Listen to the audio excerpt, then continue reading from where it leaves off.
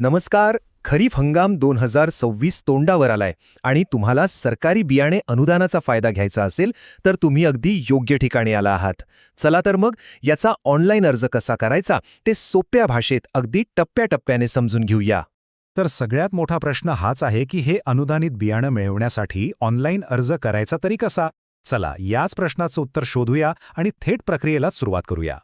पण थांबा, थेट अर्ज करण्याच्या प्रोसेसवर उडी मारण्याआधी आपण हे समजून घेऊया की ही बियाणे अनुदान योजना ही नेमकी आहे तरी काय. अगदी सोप्या भाषेत सांगायचं झालं तर ही सरकारची एक योजना आहे. या योजनेतून खरीप हंगामासाठी शेतकऱ्यांना सोयाबीनसारखी सर्टिफाईड म्हणजे प्रमाणित बियाणे दिली जातात. आणि हो, ही योजना राज्य आणि केंद्र सरकार दोघे मिळून राबवतात. आता एक सगळ्यात महत्त्वाची गोष्ट ती म्हणजे ही योजना फर्स्ट कम फर्स्ट सर्व्ह या तत्वावर चालते. म्हणजे काय, तर जो आधी अर्ज करेल त्याला प्राधान्य मिळणार. त्यामुळे वेळ अजिबात घालवायचा नाहीये. बरं, तर आता आपल्याला योजना काय आहे हे कळलंय.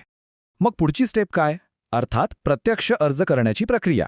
आणि त्यातली पहिली पायरी म्हणजे महाडीबीटी पोर्टलवर लॉग इन करणं. ते कसं करायचं पाहूया.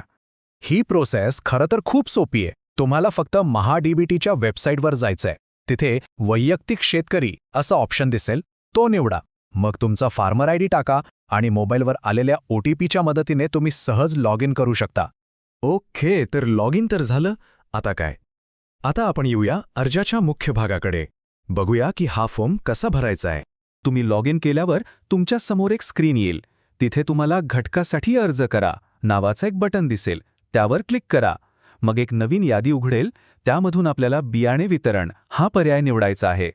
आता इथे तुम्हाला काही बेसिक माहिती भरायची आहे. सगळ्यात आधी हंगाम निवडा, जो अर्थातच खरीप असेल. मग पिकाचा प्रकार, समजा सोयाबीन, ते निवडा. आणि मग तुमच्या जमिनीचं क्षेत्रफळ हेक्टरमध्ये टाका. एक चांगली गोष्ट म्हणजे तुम्हाला किती बियाणं लागेल हे कॅल्क्युलेशन सिस्टम आपोआप करेल. चला, आपण जवळपास आलो आहोत. आता सगळी माहिती भरून झाल्यावर जतन करा वर क्लिक करा.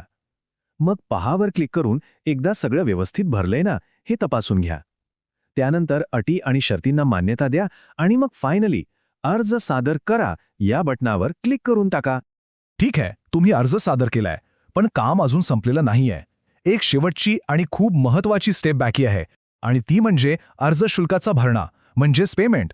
आता तुम्हाला वाटेल किती फी असेल, तर ती आहे फक्त ₹23.60.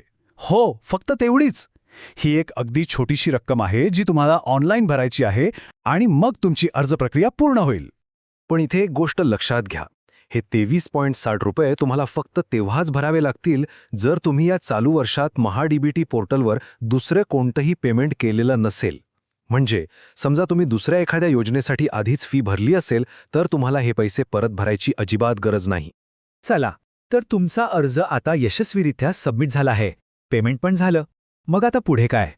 अर्ज सबमिट झाल्यावर नेमकं काय होतं ते आता बघूया. बघा, तुमचा अर्ज एकदा सादर झाला की कृषी विभाग अर्ज स्वीकारण्याची एक शेवटची तारीख जाहीर करेल.